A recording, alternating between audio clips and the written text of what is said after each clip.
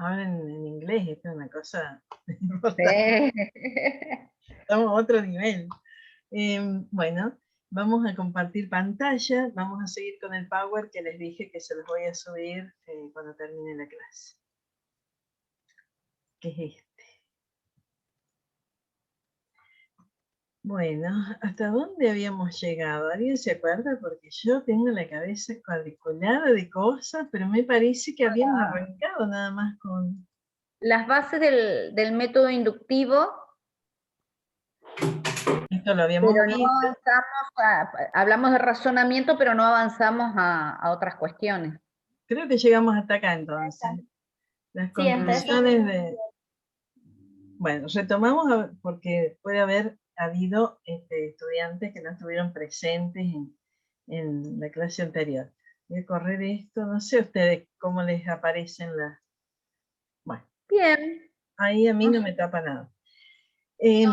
Profe, disculpe, yo había consultado por el chat si habían podido subir el PowerPoint de la clase anterior y justo no pude escuchar si lo subieron o no.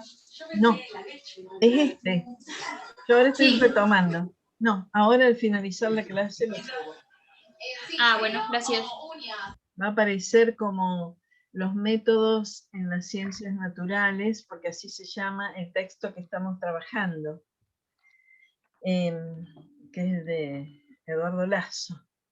Este Power está basado en ese capítulo del libro de Esther Díaz, que se llama así.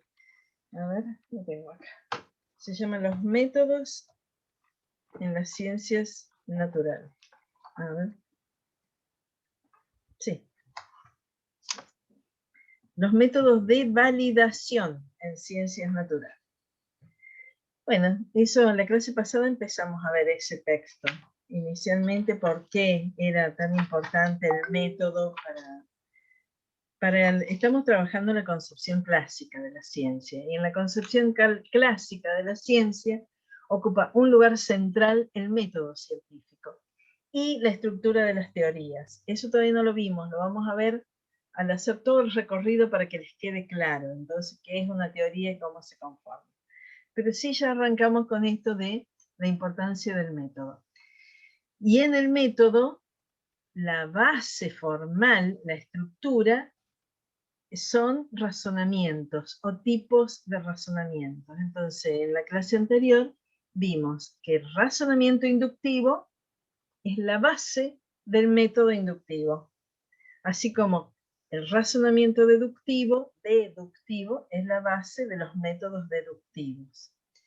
Bueno, entonces retomo esto para los que no estuvieron, ¿no? El método inductivo tiene de base un tipo de razonamiento, que es la inducción, que consiste en generalizar a partir de proposiciones singulares, cada una de estas, no sé si ustedes ven el cursor de mi computadora. Yo estoy marcando ahora, por ejemplo, A1 es B, eso es una proposición singular, o sea, es un enunciado singular, que habla de que A1, que en este caso representa un tipo de metal, que es el bronce, tiene una propiedad y es dilatarse con el calor. El enunciado que sigue, o la segunda premisa de este razonamiento, dice A2 es B.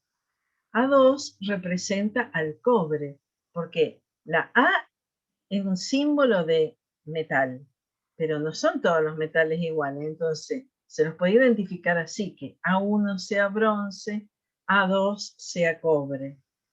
Y el cobre tiene también la propiedad de dilatar con el calor, por eso se dice A2 es B. Bueno, y se van siguiendo o se van enumerando más proposiciones singulares. A3, que representa el plomo, es un metal, pero es distinto porque es el plomo, que también tiene la propiedad B de dilatarse con el calor. A4 es B, A4 es el hierro, es metal y se dilata con el calor. Acá podríamos poner de premisas 20 premisas. o las que querramos, no hace falta que sean ni 20 ni 50, las que querramos. Todas premisas corroboradas en experimentos, o sea, al bronce se lo has dilatado, se lo ha expuesto al calor y se ha dilatado. Al cobre se lo ha expuesto al calor y se ha dilatado, y así. Entonces, en las premisas de este razonamiento, que son todos enunciados que se pueden comprobar experimentalmente, hemos puesto un montón de metales y todos cumplieron con la propiedad de dilatarse con el calor. Eso es lo que permite pasar de las premisas a una conclusión que dice, entonces todo A es B, o sea, todos los metales se dilatan con el calor. ¿El razonamiento es correcto? Sí. ¿Está bien hecho? Sí. ¿Son verdaderas las premisas? Sí. Ahora, ¿cuál es el problema? Que la conclusión puede ser falsa. No hay garantía de que el paso de las premisas a la conclusión sea la transmisión de la verdad de las premisas a la verdad de la conclusión. Puede ser que todas las premisas eran verdaderas y que la conclusión sea falsa. ¿Por qué? Porque generaliza. Porque en la conclusión estamos hablando de los metales conocidos y de los que aún no se conocen. Entonces, estamos diciendo algo que hasta ahora es cierto, pero puede llegar a aparecer un metal que no cambie su tamaño por el calor. Y entonces, ¿qué hacemos? Y es el problema de la inducción, que a partir de proposiciones verdaderas puede tener una conclusión falsa. Es lo que vimos en la clase anterior y hace que entonces podamos decir que las conclusiones de la inducción son solo probables, muy probables, en la medida en que tomamos muchos metales y experimentamos muchas veces con metales. Pero la conclusión no es necesaria. Necesaria es una conclusión que tiene que ser esa sola posibilidad. Tendría que ser una conclusión que necesariamente sea verdadera. Bueno, esta no, esa es falsa. Por eso se dice que desde el punto de vista lógico, el razonamiento inductivo es inválido. Inválido, no tiene validez lógica. ¿Y entonces qué van a hacer los inductivistas? ¿No lo van a usar? No, no. Lo usan sabiendo. Hay un micrófono, me parece. Lo usan sabiendo que desde el punto de vista lógico, la conclusión puede ser falsa. Hasta ahí habíamos llegado en la clase anterior. Por ahí está bueno puntualizar esta distinción que estás marcando entre verdad y validez. Bien. Porque ¿no? Entonces volvamos a la anterior, así lo hacemos con este ejemplo. Claro.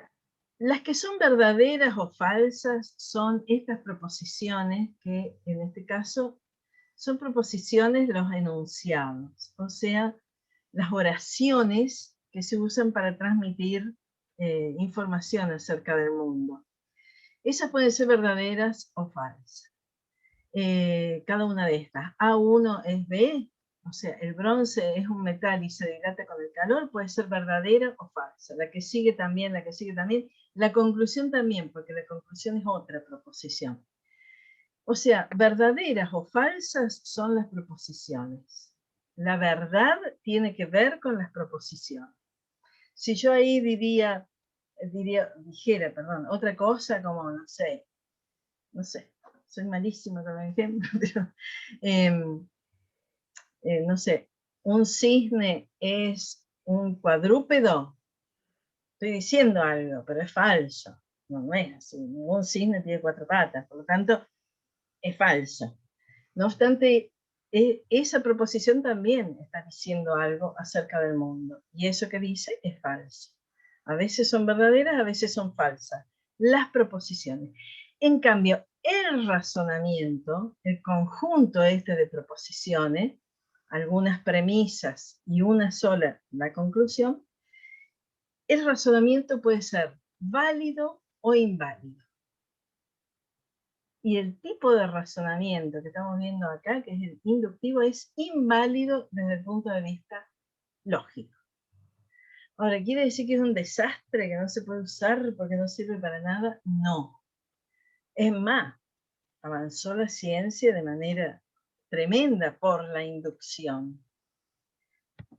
Que sea inválido desde el punto de vista lógico no significa que hay que tirarlo a la basura.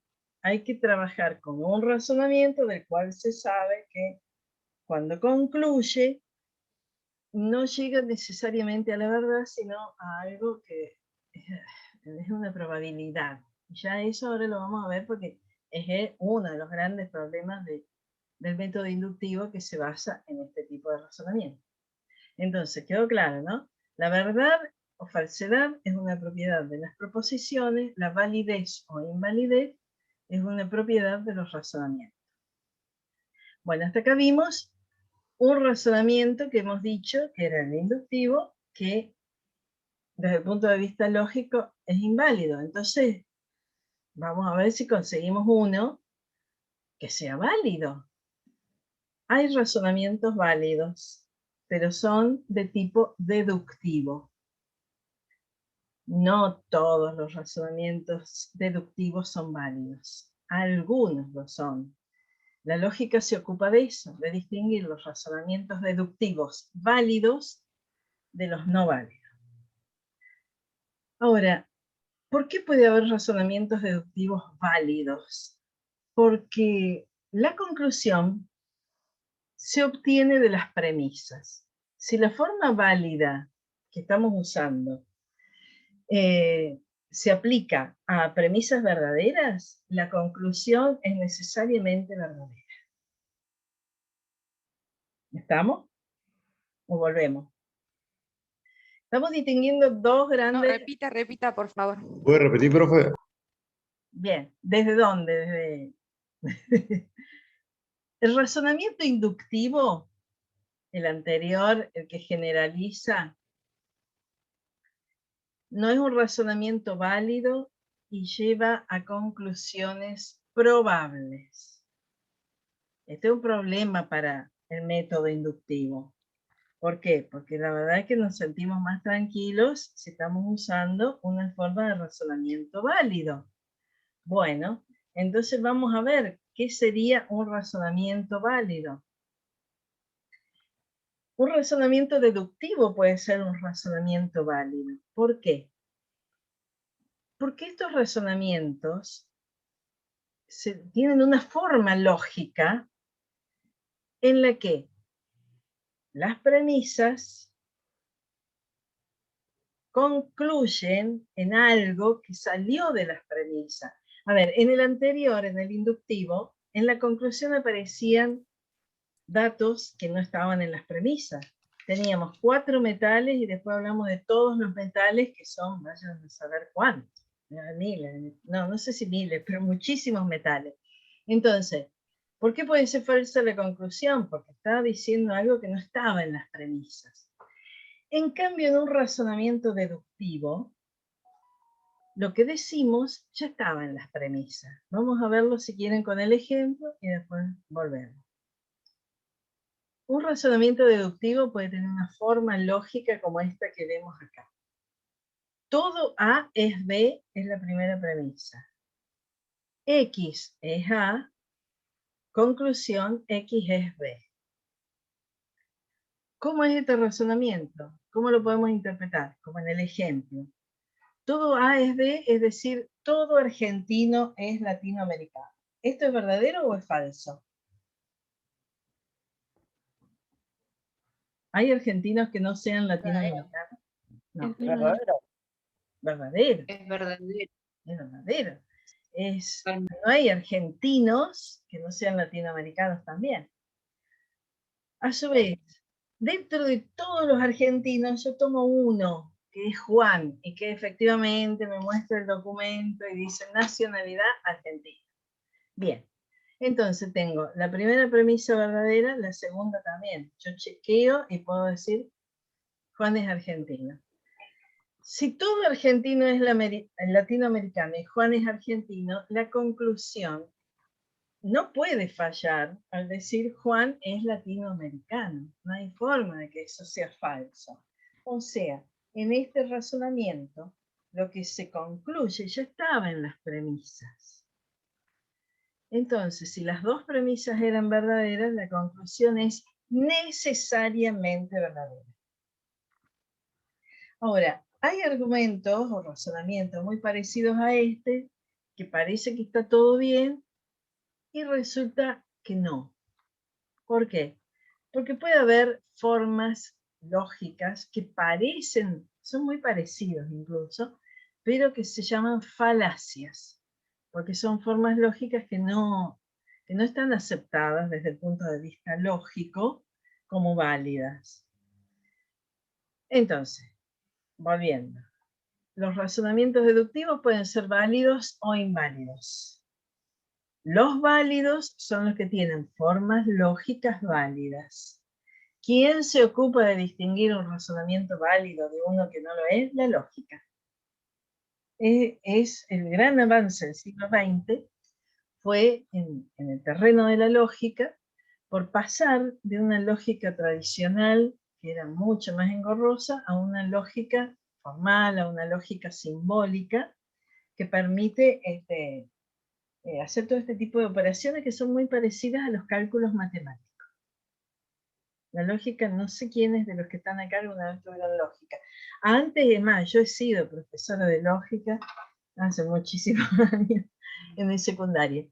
Antes estaba en el secundario la lógica, ahora me parece que ya no existe y la mayoría de nuestros estudiantes ahora ya no la ha tenido. Antes sí, porque todos tenían lógica en el secundario. Bueno, hayan tenido lógica o no, lo cierto es que de esto ustedes lo único que tienen que tener muy en claro es que el método inductivo se basa en el razonamiento inductivo, los métodos deductivos se basan en el razonamiento deductivo, los razonamientos deductivos son válidos siempre que tengan una forma lógica válida, y si son válidos, no hay forma de que teniendo premisas verdaderas, la conclusión sea falsa. O sea, es imposible que, si las premisas son verdaderas, la conclusión sea falsa, porque esa conclusión obtenida en este tipo de razonamiento no agrega información a las premisas. No hay nada nuevo. Acá estaban ya en las premisas que sí, todos los argentinos son latinoamericanos. Juan es argentino, Juan es latinoamericano. Es razonamiento puro. No hay forma de que eso esté mal. ¿Se entiende? Bien, acá hay alguien que dice que sí. Sí, profe. Bien. ¿Cuáles son las limitaciones? Porque entonces decimos, bueno, listo, solucionamos el problema del conocimiento humano. Tenemos una forma de razonamiento válida, la vamos a usar porque no falla. Sí, el tema es que tiene limitaciones este razonamiento. Tampoco quiero que se enrosquen en esto. Son datos nada más que después van a entender mucho más cuando lo veamos aplicado al método científico. Hasta acá que dijimos que si un razonamiento es válido y las premisas son verdaderas, que sería, miremos, ay perdón, toqué acá, no sé qué dice. Miremos la columna 1. Tenemos un razonamiento válido, una forma de razonamiento válido, y el conjunto de las premisas es verdadero. O sea, en el caso del ejemplo que habíamos visto, las dos premisas eran verdaderas. Podía haber más, pero se considera que las premisas son verdaderas si todas las premisas lo son. Si todas, las que sean, 3, 4, 5, 10, todas verdaderas, entonces a ese conjunto se le considera premisas verdaderas. Eso pasaba en el caso de la columna 1. Ahora, puede ser que de todas las premisas de un razonamiento deductivo haya una falsa, todas las demás verdaderas, pero una es falsa. Bueno, a ese conjunto ya se lo considera falso, porque las premisas son falsas cuando hay al menos una falsa. Pueden ser 28 verdaderas y una falsa, y ya se considera falso. Entonces, en las columnas 3 y 4 Las premisas ya no son verdaderas.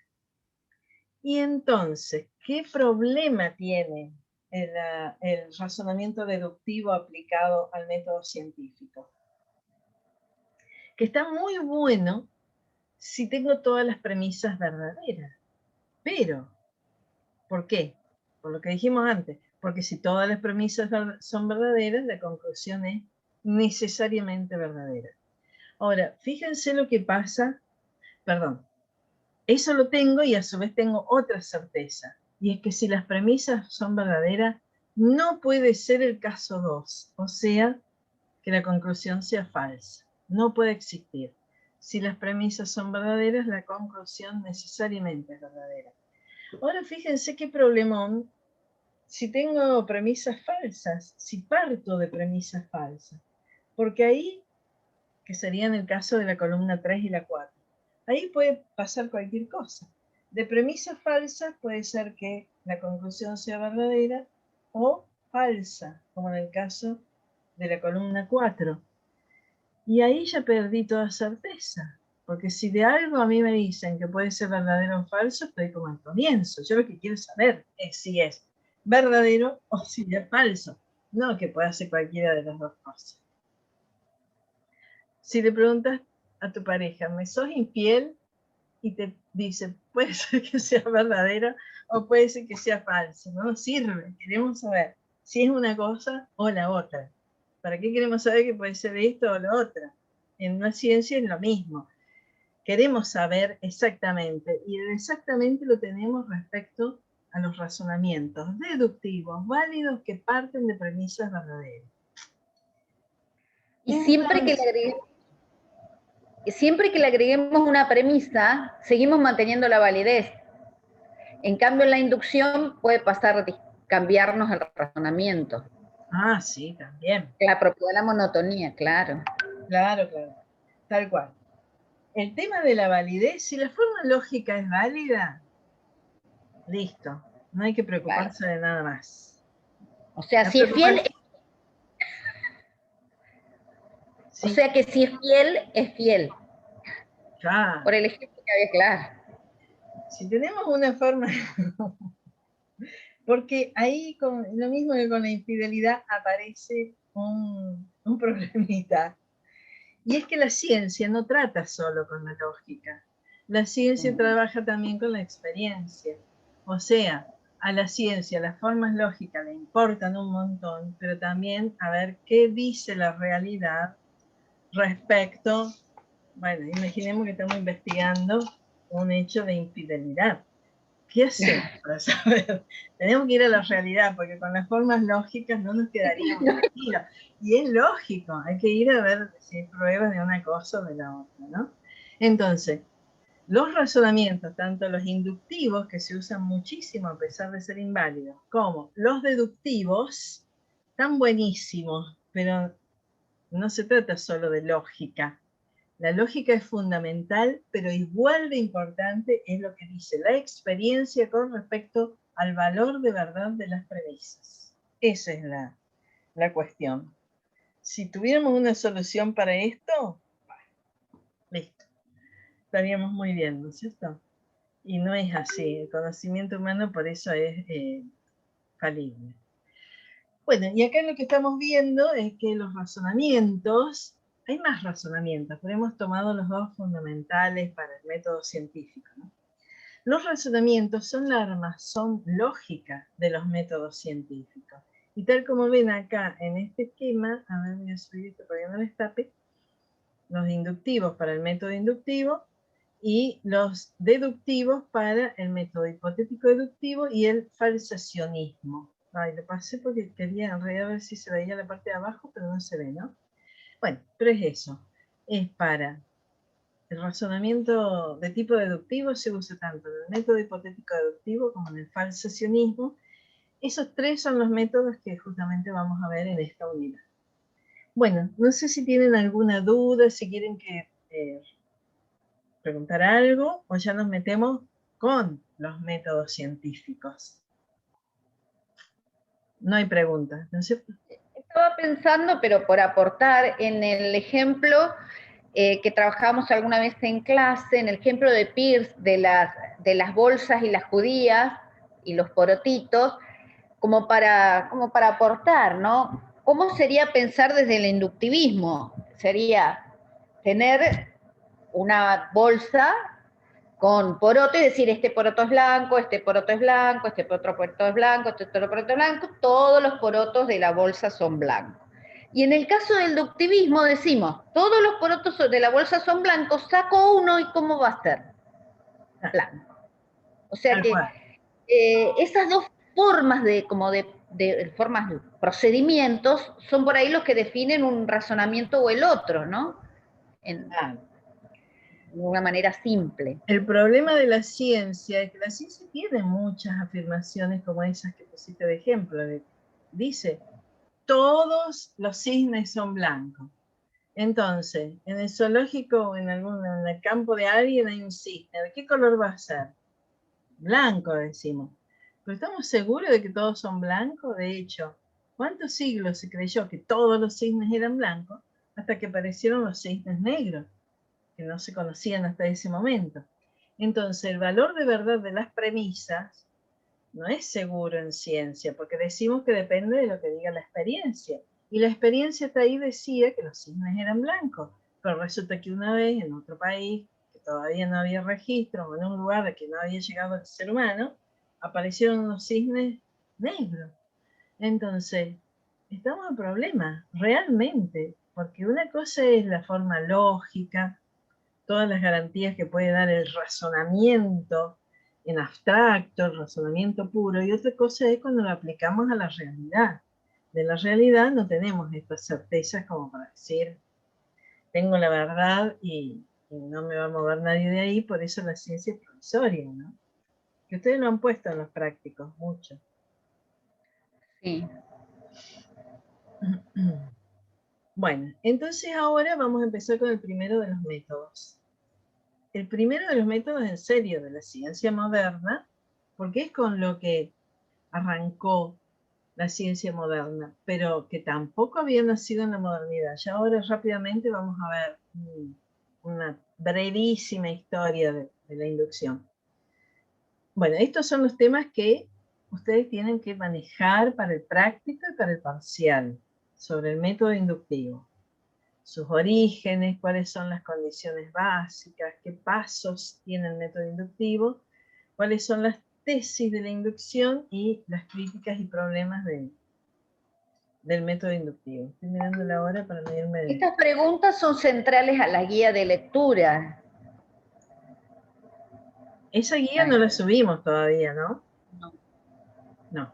No, pero ya la podríamos subir. No, sí, ya está subida, la guía 3 de Lazo ya está subida, se la subimos el viernes pasado, para que pudieran, incluso le habíamos dicho que empezaran a leer la guía para comenzar a trabajar los materiales de los 2 videos, y le habíamos recomendado que leyeran el de Mendel, que va a ser el que nos va a dar pie para trabajar con el método inductivo hoy, o sea que viene el de Mendel, así podíamos trabajar mejor con el método inductivo, y van a ver que son 3 preguntas el práctico, que tienen vinculación con estos 2 videos, con la forma de los métodos y con esto que está explicando ahora Viviana.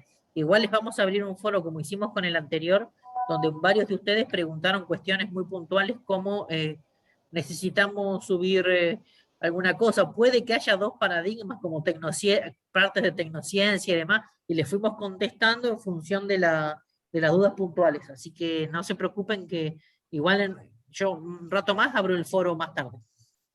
Claro, está bueno los foros esos, porque ahí ustedes aprovechen a leer, porque hay preguntas que se repiten, pero bueno, está bueno porque van aclarando cosas para no...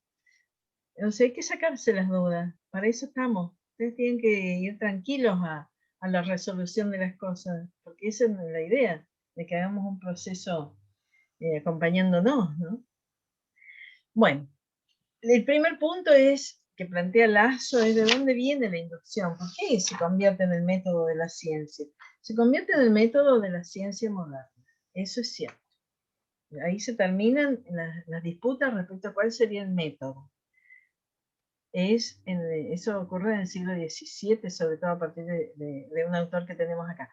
Pero ya, la verdad que la inducción ya existía, ya se usaba, la inducción se usa, es un razonamiento humano, lo usamos todo el tiempo. Conocemos 4 o 5 personas que vienen de una provincia y tienen ciertas características, ya se las atribuimos a todos los que vienen de esa provincia o que viven en ese lugar. En realidad Aristóteles ya había señalado la inducción como el mejor método para la investigación científica. ¿Por qué? Porque es el método que usarían, naturalmente, los empiristas, los que le dan valor a los hechos, a ir a la realidad. Ahora, Aristóteles, en esto de buscarle la perfección a las cosas, en realidad decía que el método de la inducción estaría muy buena como método de la ciencia, pero que tendría que ser perfecta o completa.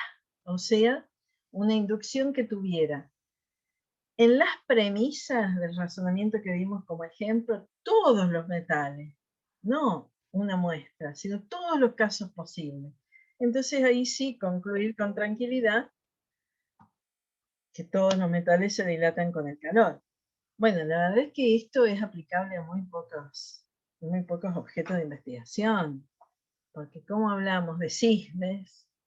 ¿Cómo hacemos a tener la certeza de que hemos puesto en las premisas a todos y cada uno de los cisnes que viven y vivieron y vivirán en el planeta? No, la verdad es que no se puede hacer inducción perfecta o completa.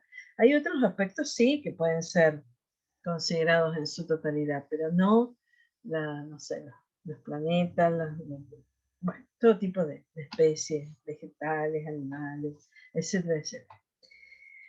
No obstante, Aristóteles fue un gran estudioso de la inducción y eso se retoma en el siglo XVII, sobre todo por un autor que es el que lo pone como el método de la ciencia, que nace justamente ahí en la modernidad, y es Francis Bacon. Escribió un libro que se llama el Novum Organum, y él ahí se dedica a analizar cuál sería el método de la ciencia, y él elige a la inducción, pero a diferencia de Aristóteles dice, la verdad que hay un problema con la inducción, pero hay que ser muy, muy, muy exhaustivo en la selección de la muestra. O sea, de todos los casos posibles, los que tomamos como premisas del razonamiento, esos son la muestra. Fueron una muestra el cobre, el bronce, el hierro, no sé cuál otro más. Eso es una muestra de la totalidad de los metales. No son todos los metales. Es como cuando nos sacan una muestra de sangre. Obviamente nos sacan 4 litros, 5, no sé cuánto tenemos de sangre. Nos sacan un poquito. Eso es una muestra de la totalidad. Confiamos en que sirve. Pero bueno, ¿para qué sirve? Ustedes han visto que con lo mismo de las extracciones de sangre, vamos a hacernos algunos estudios que nos sacan una gotita, otros nos sacan, no sé, un frasquito, y otros nos sacan mucho más, porque evidentemente hay todo un tema con determinar cuál es la muestra válida de una totalidad. Y después, cuando la inducción vuelve a reciclarse y a ponerse como muy fuerte en la investigación científica, es con lo que ya vimos, con los empiristas lógicos de las primeras décadas del siglo XX. Ellos, ¿se acuerdan? Esto lo vimos hace muy poquito. Ellos van a confiar mucho en la información que da la realidad. Es más, pusieron como condición que los enunciados que hablan del mundo, o sea, lo que van a ser las premisas del razonamiento, tienen que ser enunciados básicos o protocolares. ¿Se acuerdan que eran esos que vimos? Son los que se pueden comprobar empíricamente, como, bueno, habíamos visto ejemplos, ¿no? Una molécula de agua tiene un átomo de hidrógeno y 2 átomos de oxígeno, o sea, algo que se pueda comprobar si es así o no es así. Y ellos dicen, bueno, esto es importante, o sea, Francis Bacon decía, es importante decir claramente cómo tiene que ser la selección de la muestra. Pero ellos además en la muestra, los empiristas lógicos, van a poner una serie de condiciones. la muestra tiene que ser traducible en enunciados básicos o protocolares, y a partir de ahí sí, inductivamente, llegar a las generalizaciones y a las hipótesis científicas. ¿Estamos? O sea, ¿dónde nace la inducción? Nace con el ser humano, porque los seres humanos razonamos inductivamente, lo hacemos de manera espontánea. ¿Cuándo se empieza a pensar que ese razonamiento que generaliza puede servir para un tipo de conocimiento más fundamentado? Ya con Aristóteles, aunque Aristóteles no lo dejaba tranquilo esto de generalizar y agregar información a la conclusión. Entonces decía, la verdad que la inducción sería el método de la ciencia si pudiéramos hacer una inducción perfecta o completa. Francis Bacon ya en la modernidad va a decir, bueno, no, completa no se puede, pero podemos establecer con rigor cuál sería la muestra, que nos daría tranquilidad para de esa muestra concluir para todos. Es lo que hace un bioquímico, con el poquito de sangre que nos sacó, nos dice que tenemos esto, esto, esto y esto. Y la verdad que, porque confía en que con ese poquito, ahí está representado toda la sangre que tenemos en el cuerpo, ¿no? Pero los empiristas lógicos además van a ser muy estrictos en eso que vimos, en esa preocupación de ellos de traducir a un lenguaje preciso esa información que vienen de afuera. Eso es lo que ellos llamaban los enunciados básicos o protocolares. Hasta ahí estamos, ¿no? Bueno, estamos, ¿no es cierto? Ustedes me dicen, paramos, porque para esto son estos encuentros. Bueno, no obstante, los inductivistas, ni aún los primeros, que se los conoce como inductivistas ingenuos, estaban tranquilos con esto, porque sabían que tenían un método basado en un razonamiento que puede fallar. De hecho, falló muchas veces. Falla. Tenemos ideas que vienen así de generalizaciones que, bueno, después de cierto tiempo nos enteramos que esa generalización había sido errada, ¿no? Entonces ellos dicen, bueno, pero pongámosle condiciones entonces a la inducción, para que esas muestras de las que ya hablaba Francis Bacon no sean un peligro. Y ellos pusieron estas tres condiciones. Y le dedicaron un esfuerzo enorme a darle cada vez más precisión a estas condiciones, ¿no? La primera condición es que el número de enunciados, o sería el número de premisas con las que se razona inductivamente, sea muy grande, lo más grande posible. Ejemplo, en el razonamiento inductivo que propusimos, habíamos tomado 4 metales. Está bien, y depende cuánto sea la cantidad total de metales. Parece medio poco. Pero hay otros casos en que sería peor. Sería peor que yo hablara de todos los habitantes de Caleta Olivia y les atribuyera alguna propiedad, y en realidad, bueno, pero ¿cuántos conoces así? No, yo conozco 2 nada más. Y me dirían, no podés hablar de todas las personas que viven en Caleta, si estás hablando, si apenas conoces a 2. En cambio, alguien que conoce a más gente en Caleta, en una de esas tendría más motivo. Bueno, la muestra a priori es difícil de determinar. Una cosa es hablar de metales, otra cosa es de habitantes de Caleta o de lo que sea.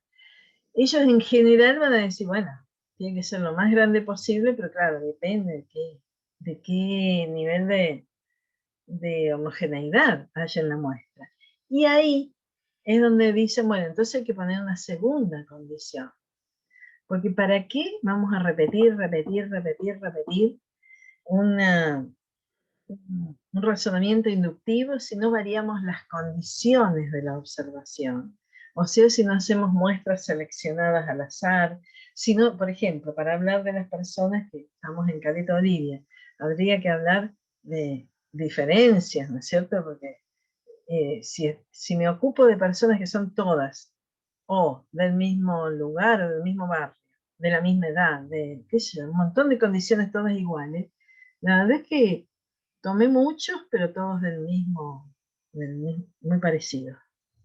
Entonces ellos van a decir, no, hay que variar las condiciones de observación.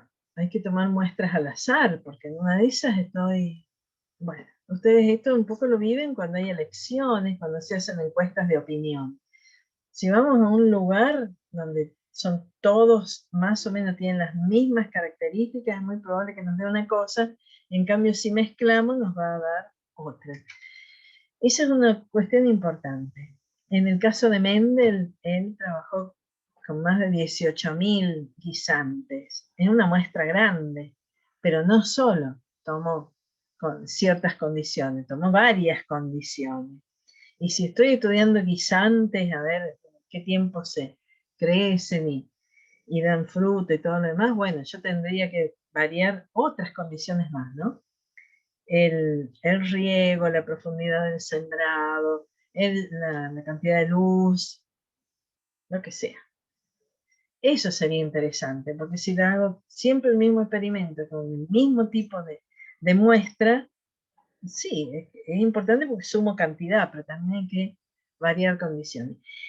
Y el último requisito que ponen los inductivistas es que si uno de los enunciados observacionales contradice la generalización, con una sola excepción, ya no es válida esa generalización. No, si aparece un enunciado contradictorio no me permitiría generalizar. Ejemplo, el cobre dilate con el calor, el hierro, y tomé 28 metales, pero aparece uno que no dilata con el calor, y ya no puedo decir todos los metales dilatan con el calor.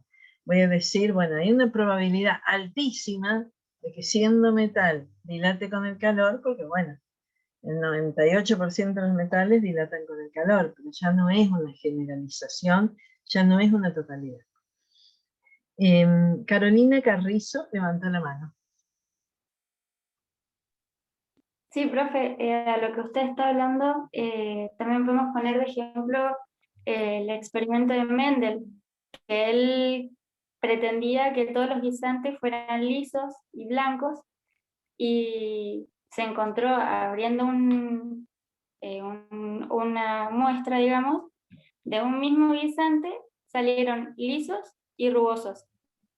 Entonces también ahí podríamos dar... Tal cual, tal cual. La ciencia en general, yo se lo puse a alguno de los prácticos que decían que había un problema con la eficacia de la vacuna, de las vacunas, de las que teníamos en el ejemplo del práctico, que había un problema porque era como que no se había llegado al 100%. La verdad es que tal vez nunca va a haber una vacuna para el coronavirus que el 100% de las personas que la reciben quede inmunizada. No hay ni 0% ni 100% en la realidad. Hay porcentajes. Esto en el inductivismo es así. Y en la experiencia es así. Mendel pensaba que iba a encontrarse con una cosa y después se encontró con otra, tal como vos decís. Ahora, ¿qué se hace? Se establece una regularidad, una constante. Eso se llama estadística. Y se dice, bueno, de esta cantidad, tal porcentaje va a salir. Bueno, de ahí vienen las leyes de la herencia que atribuyen porcentajes de probabilidad, ¿no es cierto? No es un 100%.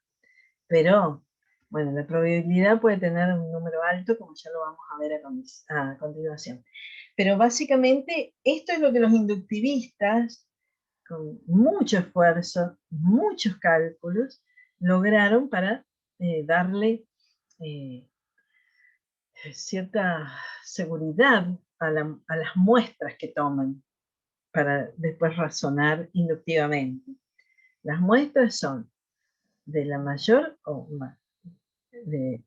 cantidad de ejemplos en las más variadas condiciones y evitando enunciados contradictorios, porque la verdad que si hay muchos enunciados en contra, no tiene sentido afirmar algo, ni de los guisantes, ni de nada.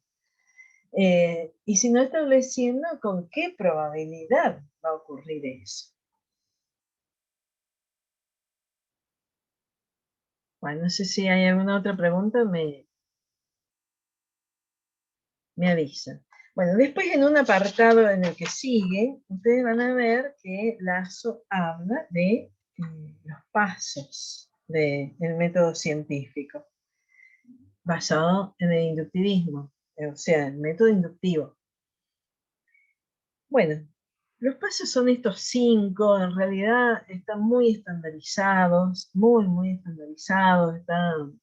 Cualquier investigador les diría que si aplicamos el método inductivo, estos son los pasos, es el ABC de lo que hay que hacer. Después vienen todas las discusiones en torno a esto, ¿no? Pero bueno, si aplicamos este método inductivo, el primer paso es la observación de todos los hechos.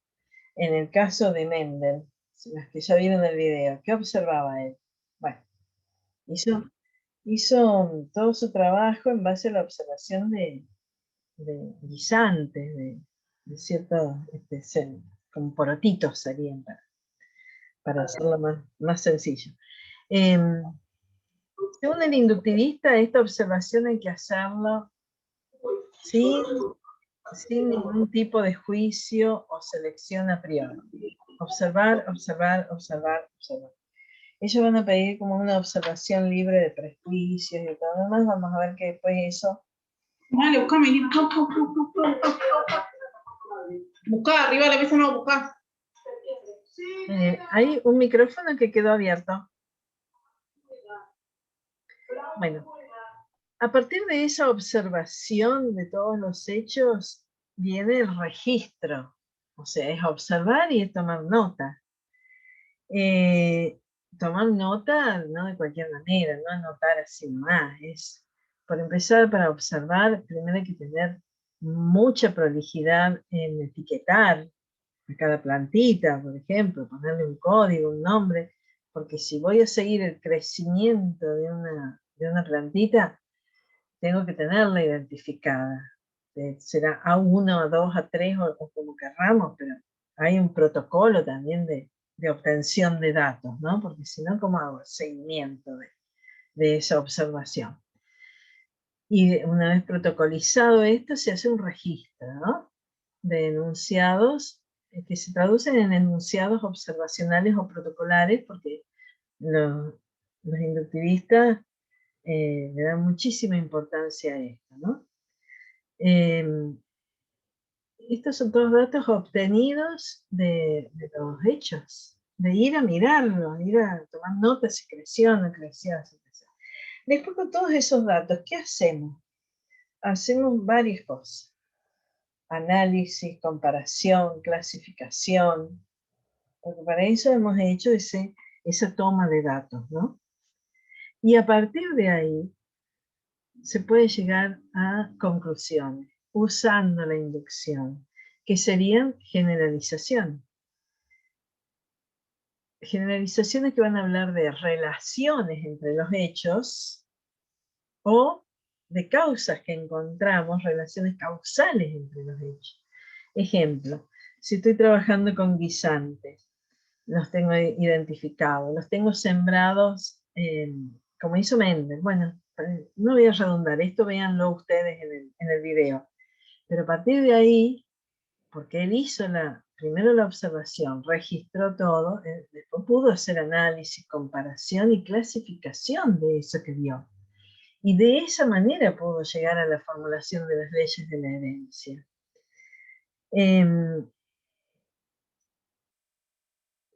Es porque son cosas que se repiten, que ocurren con regularidad en eso que estoy observando. Entonces eso me permite la postulación de una ley.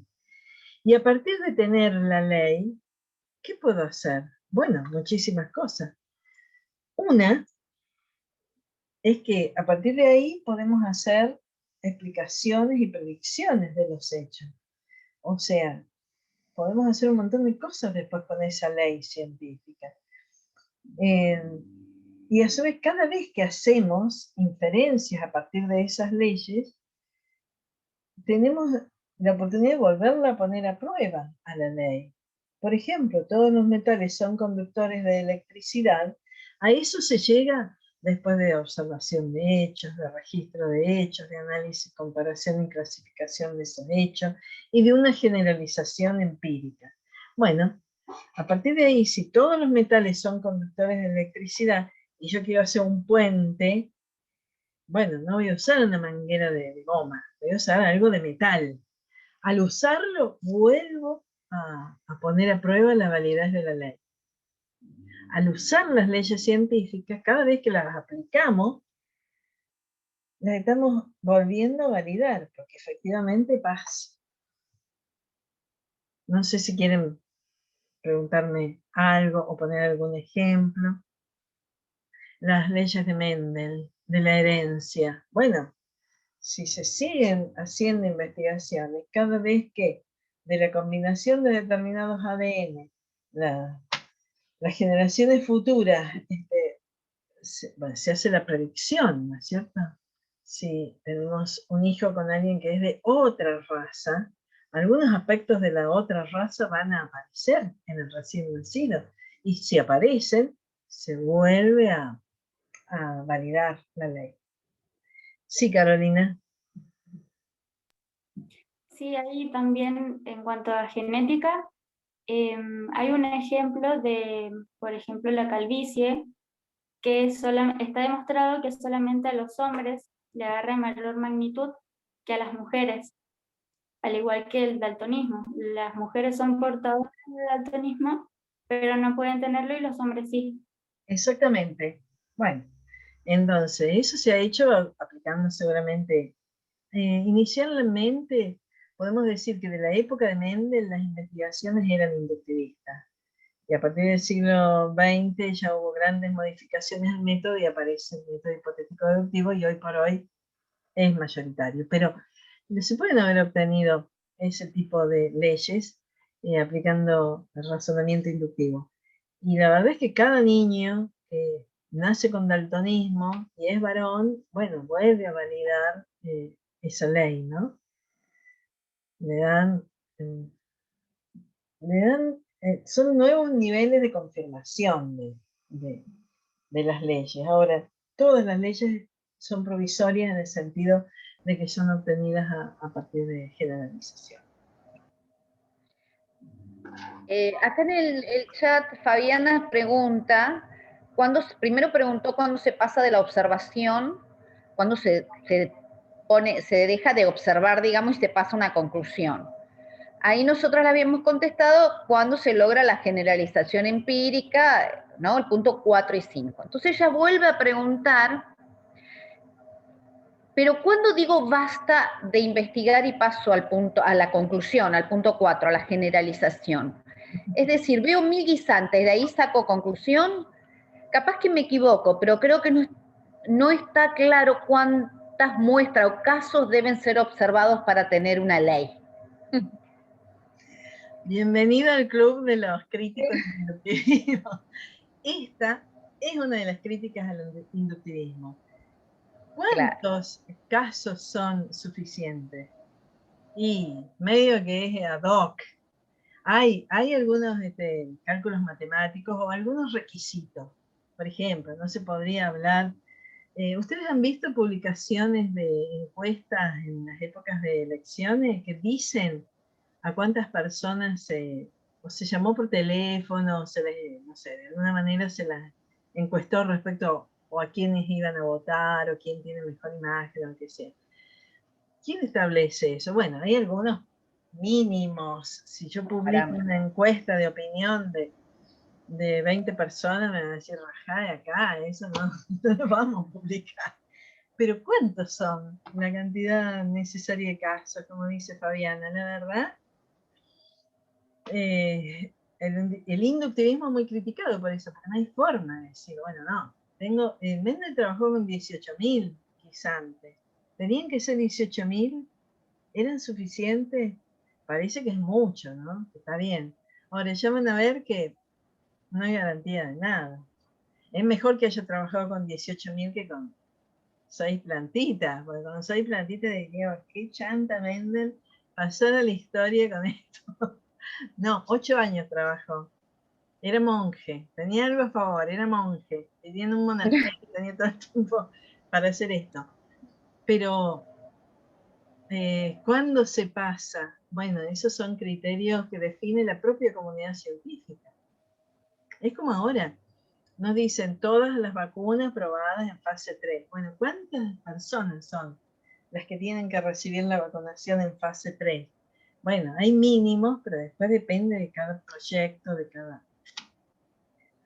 de cada equipo ahí de nuevo, son todas decisiones al interior de las investigaciones científicas. Los legos, los que estamos afuera, nos dicen que se hizo un experimento con...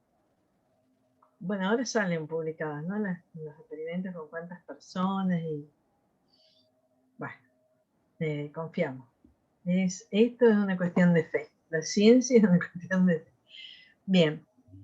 Carolina, ¿dejaste la mano levantada o querés preguntar otra cosa? Ah, no me di cuenta, disculpe. No, era duda nada más. Fabiana, eso que vos preguntás es una de los puntos flojos del inductivismo. Y sin embargo, no es que se haya desechado la inducción por esto, ¿no? Bueno, entonces, después, a continuación de los pasos, tienen las tesis básicas del razonamiento inductivo, que es un poco de lo que estuvimos hablando. La primera es que la investigación comienza con la observación, sin hipótesis previas, van a decir ellos. Ya van a ver después cómo vas a ser criticados por esto. La segunda es que ellos confían en esta observación, es la base segura de la ciencia. La tercera es que las hipótesis se obtienen por inducción. Ellos creen en la inducción como la forma de ir de la observación a la generalización. Todo esto lo van a entender al final cuando mostremos la estructura de una teoría. Ahora lo estamos viendo en este método en el que ellos van de observación de hechos a generalizaciones sobre esos hechos. ¿En base a qué? A un razonamiento inductivo. ¿Aplicando qué principio? El principio de la inducción, lo llamaron. Que dice, si en una amplia variedad de condiciones se observa una gran cantidad de A, amplia variedad de condiciones, gran cantidad de A, y si todos los A observados poseen la propiedad B, entonces todos los A tienen la propiedad B. O sea, el inductivismo va a tener un principio, pero también es fijado por el propio inductivismo, o sea, eso va a ser un círculo vicioso, en realidad ya lo vamos a ver después. Las condiciones de esas condiciones, o sea, esas condiciones y el principio de inducción garantizan la obtención de leyes científicas seguras. Y la última de las tesis, que va a tener gran significado al compararla con otras concepciones, dice que entonces, de esta manera, el conocimiento progresa. ¿Por qué? Porque va acumulando. Acumula, confirmaciones, aumenta la base de datos observados. Entonces, las leyes se van haciendo, van demostrando su temple, van demostrando que son sólidas, que son seguras, que son confiables. Bueno, ya van a ver cómo esto se puede bajar de un bondazo, porque en realidad algunos van a decir no. Hay periodos en que sí, la ciencia progresa por acumulación, pero la verdad es que cuando se viene todo a pique, por más que hayamos acumulado gran cantidad de confirmaciones. Un solo caso derriba una ley científica, así que no hay comparación. O sea, me puedo pasar años acumulando datos y después con un solo caso contradictorio ya lo puso en cuestión a toda esa acumulación, ¿no? Bueno, no sé si quedó claro. Bueno. Y entonces, esto va medio así como sopapo de loco, ¿no? Díganme si voy muy apurado. Bueno, estas críticas son del tipo de la que formuló Fabiana.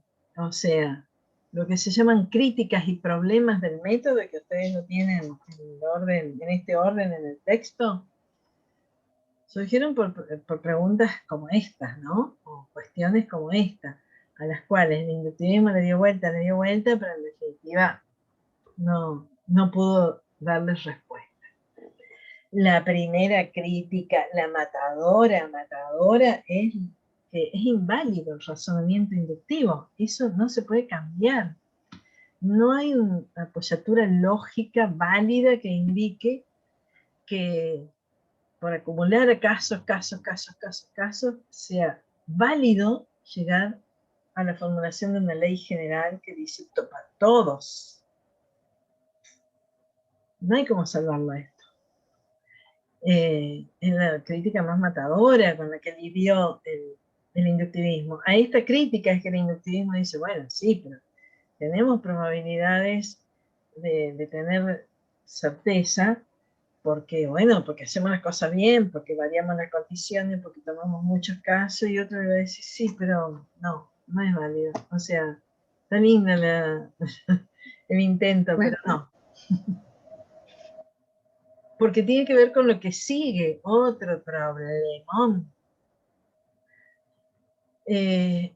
La retirada a la probabilidad de los inductivistas fue porque dicen, bueno, es cierto, no podemos estar seguros de que la conclusión sea verdadera, aunque todas las premisas que usamos fueron verdaderas, las comprobamos, las experimentamos, las cotejamos 20.000 veces.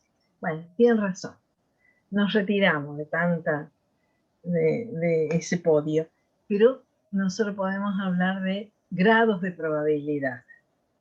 Y eso se llama la retirada de la probabilidad y es el paso del inductivismo ingenuo a un inductivismo más sofisticado. Se sofisticó el método en la medida en que le fueron incorporando cálculos para darle más certeza. El problema de la probabilidad es que es otro castillo de arena que se les derrumba, porque ya lo había visto Aristóteles a este problema. El problema de la probabilidad es que la probabilidad de que una hipótesis sea verdadera es una división entre el número de casos de la muestra y el número total de casos. Ese número, que va a ser un número entre 0 y 1, me indica, si me da 0, es 0 probabilidad. Y si me da 1, ahí sí puedo estar seguro. Pero ¿cuándo me da 1? Me da 1 cuando hago una inducción completa a la manera de Aristóteles. Imagínense que yo estoy hablando de estudiantes en una clase en la que hay 50 estudiantes. Y yo, si estuviéramos en la presencialidad, voy banco por banco y le pregunto, ¿estudiaste para el parcial? El primero me dice sí, al segundo sí, al tercero sí, al cuarto sí. Bien. Si yo le pregunto a los 50, o sea, si la muestra que yo tomo es 50 y la totalidad de los presentes en esa clase es 50, y los 50 me dijeron que estudiaron para el parcial, yo tengo que decir, todos los estudiantes estudiaron para el parcial, porque he podido ir caso por caso. Y la conclusión a la que llegué es a partir de todos los casos posibles. Entonces la probabilidad de la verdad de una conclusión es 1 si el número de casos que tomo como muestra es el número total de casos, que era lo que decía Aristóteles en realidad, ¿no? Si yo hablo de estudiantes en una clase, de los hijos de Juan, y hablo con cada uno, o bueno, investigo a cada uno de los hijos de Juan y concluyo para todos los hijos de Juan, puedo tener certeza de estar transmitiendo la verdad de la conclusión que venga de las premisas. Ahora, ¿cuándo pasa eso? Y la verdad que en la ciencia casi nunca. Lo que pasa en la ciencia es que, bueno, se toma una muestra de acuerdo a la totalidad.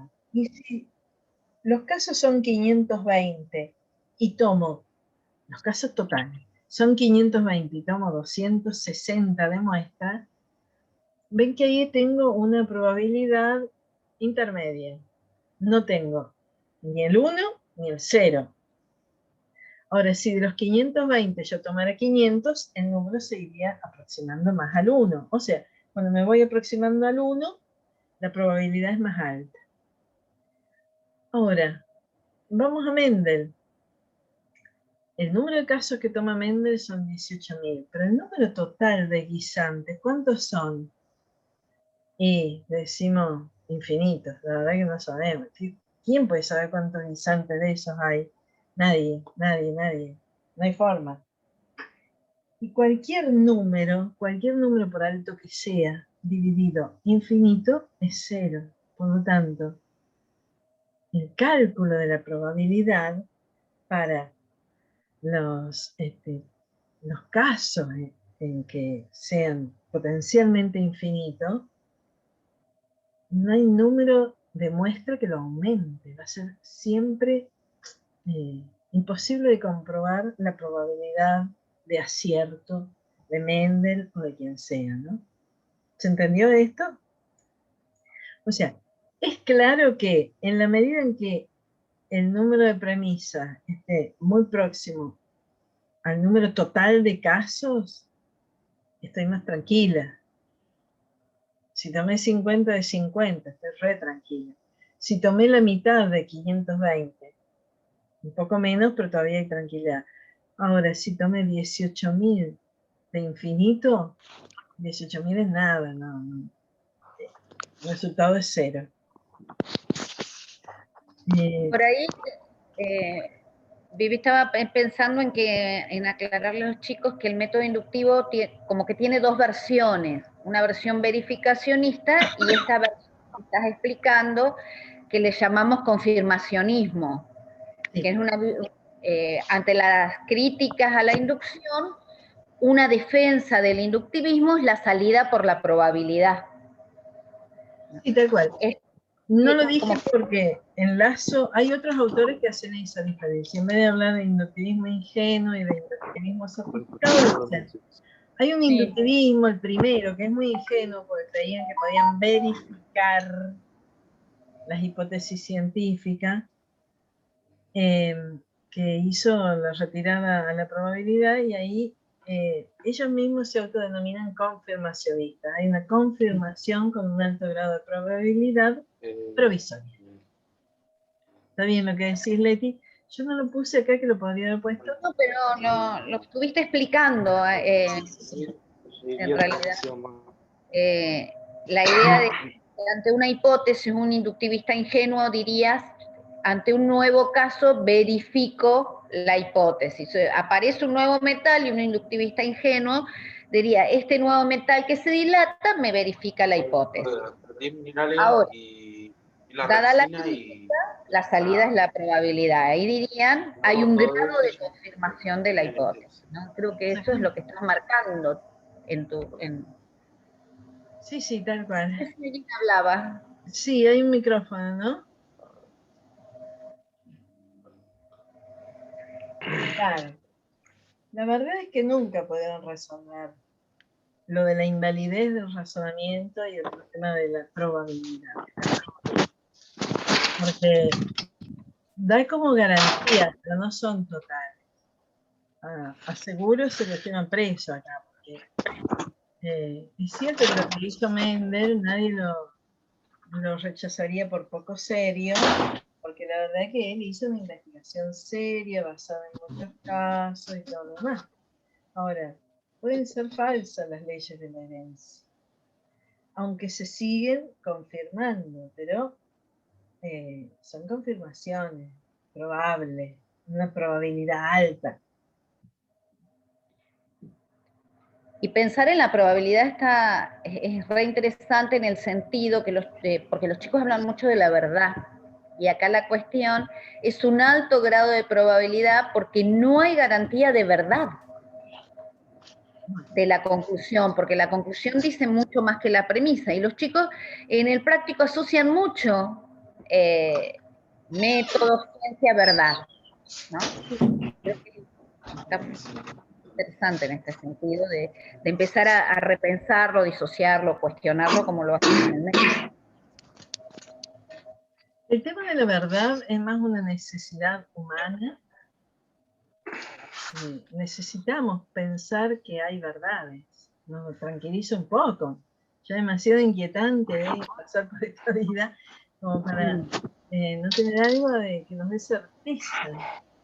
Pero la verdad no es posible alcanzar a nivel humano, ni aún con una forma de obtener conocimiento tan confiable como lo es la ciencia, ¿no? Es confiable, pero tiene aspiraciones de verdad. No hay verdad, no hay, o sea, la verdad que la retirada también a esto, en cuanto a esto, es notable. Más sabemos y más conscientes estamos de que no hay verdades definitivas y absolutas, ¿no? La historia de la ciencia es una historia de sucesión de teorías que se han ido descartando, unas a partir de otras mejores. Entonces, ¿por qué pensar que ahora tenemos la verdad? Que todo lo que ahora sabemos es la verdad. Gran parte de lo que ahora decimos que es verdad puede llegar a cambiar. Pero ¿a quién le gusta pensar así? A nadie. Todos queremos tener certeza, no angustias y cuestionamientos.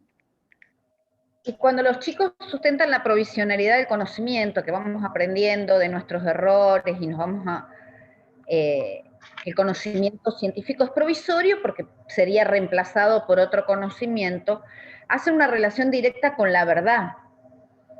Cuando en realidad, bueno, cada vez más se separa esta idea de producción de conocimiento y verdad. Y hay autores más actuales, como Kuhn y más, que se separa más esta idea. Sí. Lo digo por el práctico, como para que los chicos vayan pensándolo. Sí, tal cual.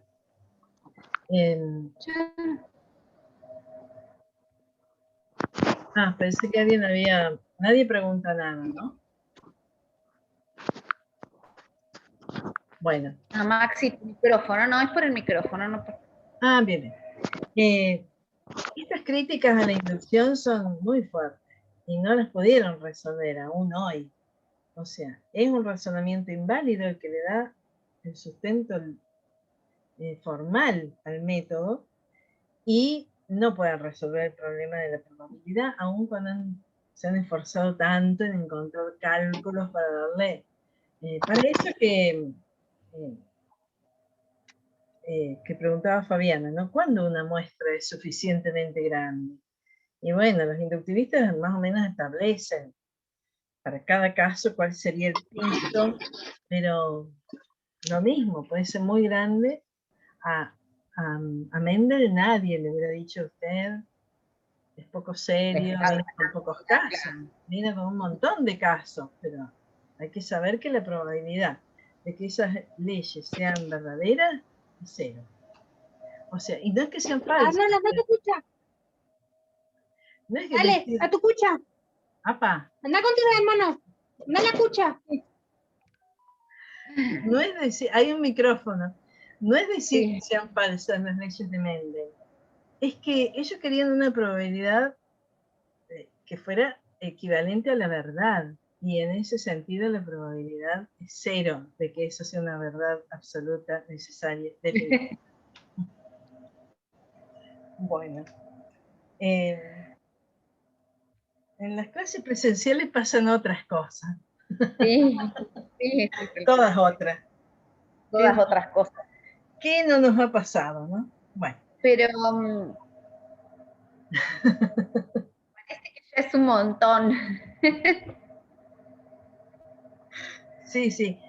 No sé si llevábamos 20, no sé, 20 largos años de presencialidad y ahora ya me parece que eran en otra...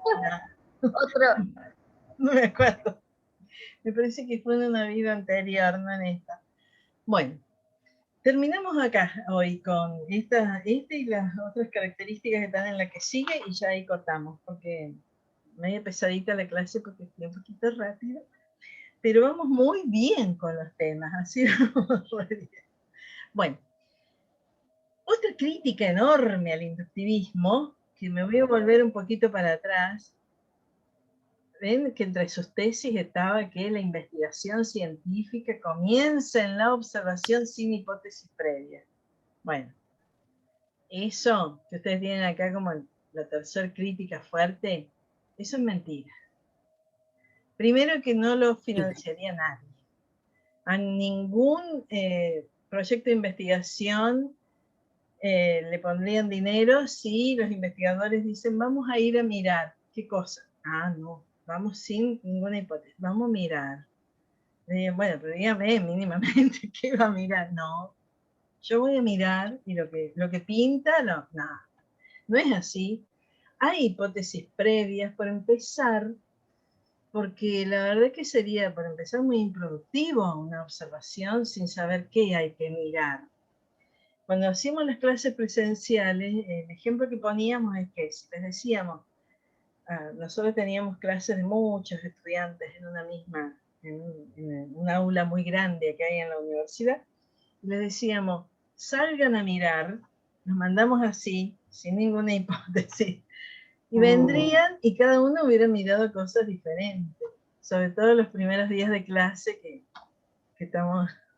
están los estudiantes mirando determinadas cuestiones, conociéndose. Bien, si les decimos así, van a volver y les vamos a preguntar por cosas puntuales y no, seguro que han mirado otras cosas o no le han dado importancia o lo que sea.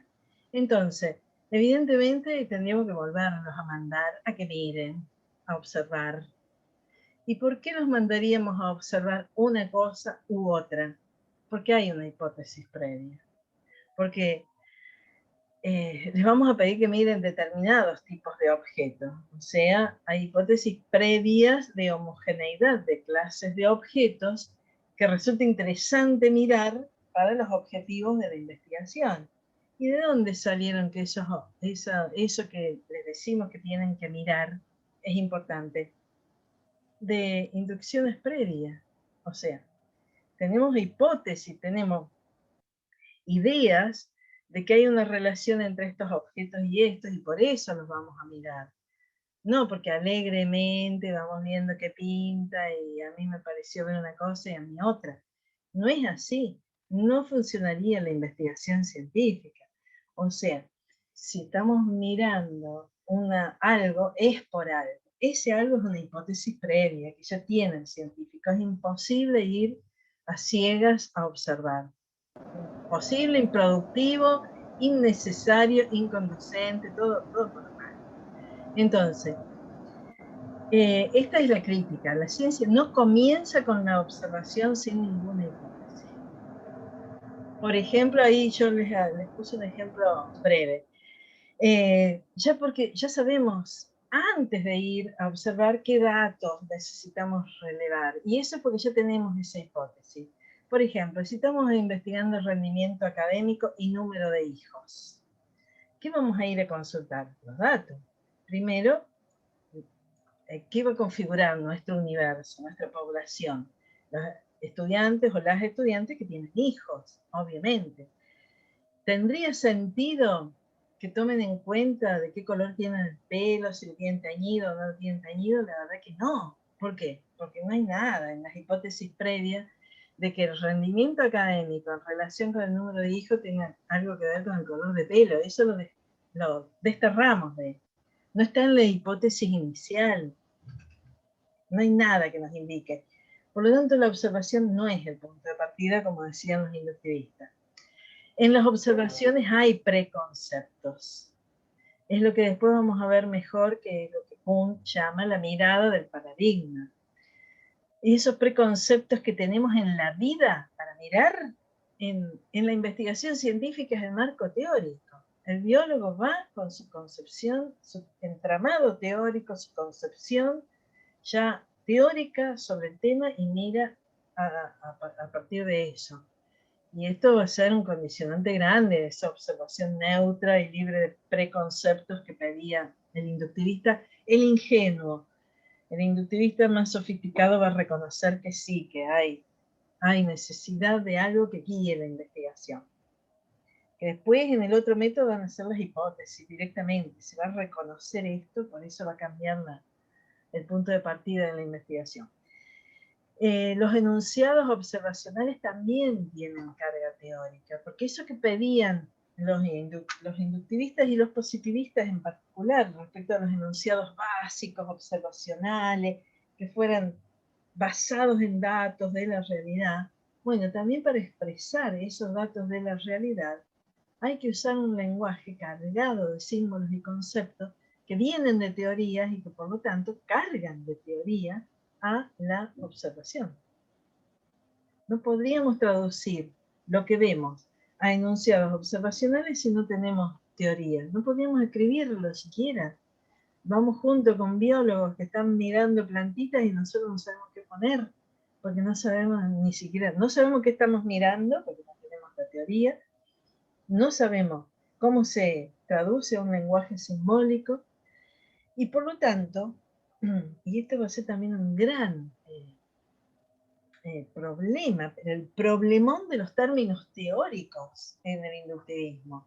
Nunca pudieron decir, ¿no?, cómo se pasa de esas observaciones neutras, etcétera, etcétera, a los términos teóricos. ¿Cómo ven? ¿Dónde vieron átomos, electrones, masas, gravedad? ¿Cómo pasaron de los datos a las teorías si no hay un salto creativo? En el caso de Mendel jamás habló de genes, porque los genes no son visibles. Fueron otros los que en base a las leyes de la herencia crearon en el siglo XX la genética. Pero la verdad, ¿cómo se pasa de mirar guisantes a pensar en genes? ¿Cómo se hace? ¿Cómo se pasa de mirar materia? Todos tenemos elementos de materia enfrente, pero no les vemos los átomos, menos le vemos los electrones o etcétera. Esto, el problema de los términos teóricos en el inductivismo ingenuo no tuvo respuesta. Entonces admitieron también el salto creativo desde la observación a que alguien especula que hay un modelo teórico que explica estas observaciones. Pero no salió de las observaciones, salió de la capacidad humana de crear modelos teóricos. Bueno, hasta acá llegaríamos con este tema. No sé, chicas, si hay preguntas o si ustedes quieren acompañar con algún comentario. Lo único que ya les pusimos la guía 3, el trabajo práctico 2 y el foro.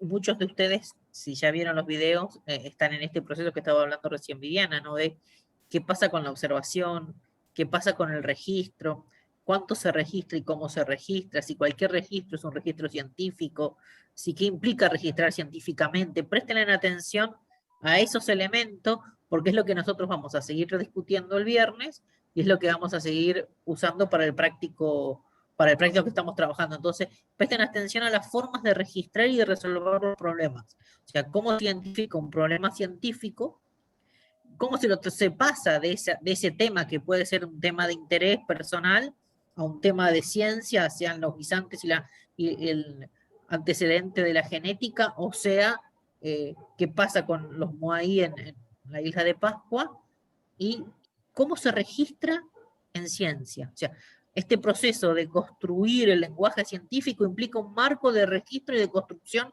de explicaciones. Bueno, cómo se registra y se va explicando en ciencia. En esos dos videos, ¿no? Sí. O sea que nosotros en la próxima discutimos el otro tipo de inductivismo que va a dar pie a que podamos ver estas cosas de lo ingenuo y no ingenuo, y nos va a dar pie para trabajar con el hipotético deductivo. Tal cual. Y espérennos que estamos corrigiéndoles, subiéndoles lo que ya está corregido, y no ha habido grandes desastres, así que nos han generado No. menos tardes alegres, que eso es importante. No, en general yo tengo, la verdad que pocos casos en los que hubo algunas dificultades, pero que van a tener la Pero desastres, oportunidad. No, claro. no, desastres no.